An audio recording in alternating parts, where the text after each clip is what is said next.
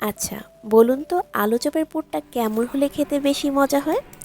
আমি কয়েক রকমভাবেই করে থাকি, তবে যেটা সবচেয়ে বেশি ভালো হয় সেই রেসিপিটাই আজ শেয়ার করব।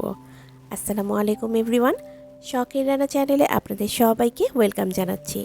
খুব সাধারণ একটি পুর দিয়ে আলু চপ তৈরি করে দেখাচ্ছি।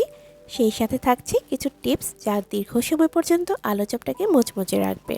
1 কাপ পরিমাণ বেসন একটু চেলে নিয়েছি, খুব সামান্য একটু লবণ, 1/4 চা চামচ হলুদ গুঁড়া, 1 চা চামচ লাল মরিচের গুঁড়া আর হাফ চা চামচ গরম মশলা গুঁড়া দিয়েছি। আর দিয়েছি 1 চা চামচ আদা রসুন বাটা। অল্প অল্প করে পানি দিয়ে তারপর খুব ভালোভাবে মিশিয়ে নিতে হবে। কাজটা আমি হুইস্ক দিয়ে করে নিচ্ছি, আপনারা হাত দিয়েও করতে পারেন। এখানে একটা টিপস বলে রাখি, বেসনটাকে যত বেশি ফেটানো হবে আলুর চপের ক্রিসপিনেসটা তত বেশিক্ষণ পর্যন্ত থাকবে। এই কাজটা একটু বেশি সময় নিয়ে করতে হবে।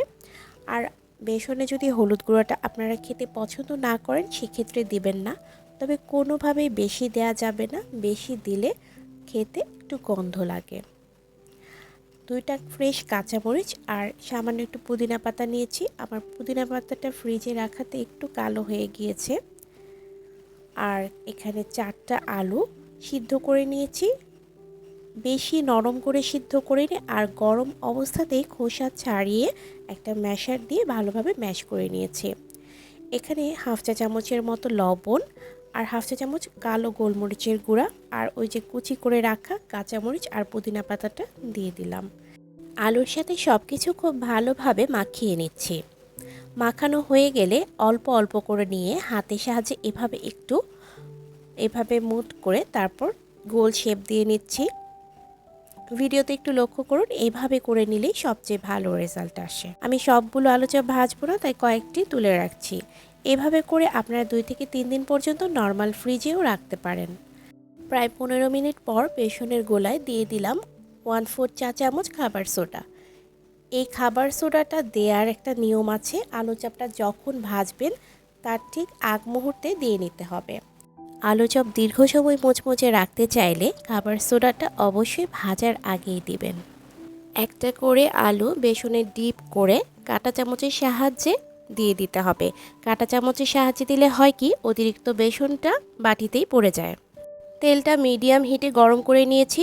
অনেকে করে কি, হাই হিটে তেলটা গরম করে নেয়, তারপর আলু চপগুলো দিয়ে দেওয়ার পর সাথে সাথেই একটা কালার চলে আসে, খুব অল্প সময়ে ভাজা হয়ে যায়।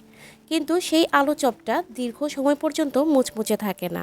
তেল গরমের বিষয়টা অবশ্যই মাথায় রাখতে হবে। মাঝারি আঁচে একটু সময় নিয়ে তেলটা গরম করে নিতে হবে। তেলটা মাঝারি গরম হলে চপগুলো দিয়ে দিতে হবে। তারপর চুলার আঁচটাকে মাঝারি থেকে সামান্য একটু লো করে দিতে হবে। সময় নিয়ে ভাজতে হবে। চামচের সাহায্যে উপর থেকে গরম তেল দিয়ে দিতে হবে, এতে করে আলু চপগুলো একটু ফুলে উঠবে। আমি একটু সময় নিয়ে ভেজেছি। এটা একটা টিপস বলতে পারেন, যত বেশি সময় নিয়ে ভাজবেন চপগুলো তত বেশি মুচমুচে থাকবে। সুন্দর কালার আসার পর একটা স্ট্রেনারে করে তুলে নিয়েছি। এই আলু চপগুলো এখন যেমন মুচমুচে আছে, ঠিক 1 ঘন্টা পরও একই রকম মুচমুচে থাকবে।